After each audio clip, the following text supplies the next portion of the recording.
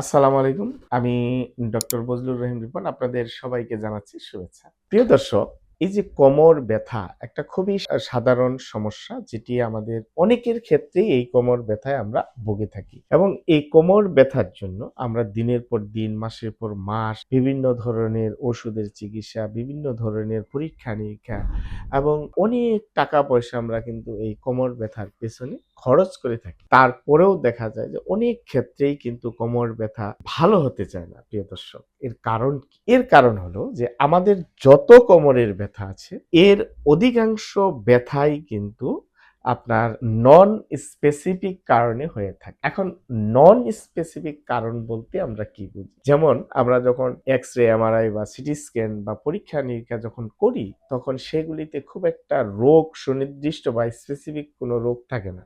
কিন্তু ব্যথা থাকে। যেটাকে আমরা বলি non specific low back pain. এই non specific low back pain এর আসলে কারণগুলি কি? এর কারণ হলো আমরা যে দৈনন্দিন কাজকর্ম করি সেই কাজের সাথে এবং বডির ভঙ্গিমা বা পোশ্চারের সাথে এই ব্যথাগুলি সম্পর্কিত।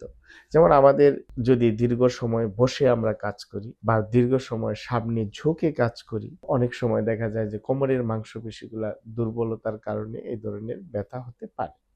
আবার অনেক সময় দেখা যায় যে আপনার কোনো হঠাৎ ভারী কোনো জিনিস উঠাতে গেলে এই ধরনের ব্যথা হতে পারে।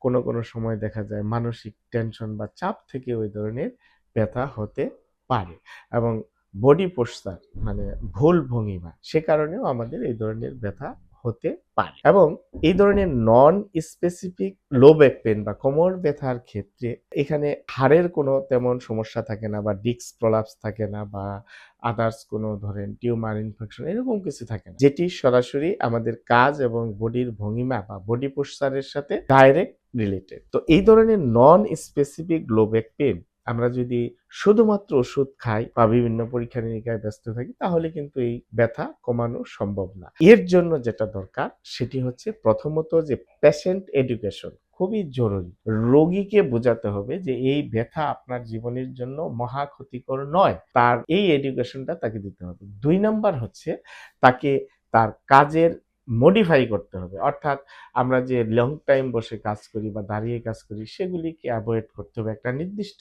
সময় পর তাকে ১-২ মিনিটের মতো আপনার বডির পজিশনে চেঞ্জ করতে হবে। সামনে ঝুঁকে কাজ করা এড়িয়ে চলতে হবে। প্রয়োজন হলে আমরা যখন বসে কাজ করি আমাদের ব্যাক সাপোর্ট ইউজ করতে হবে।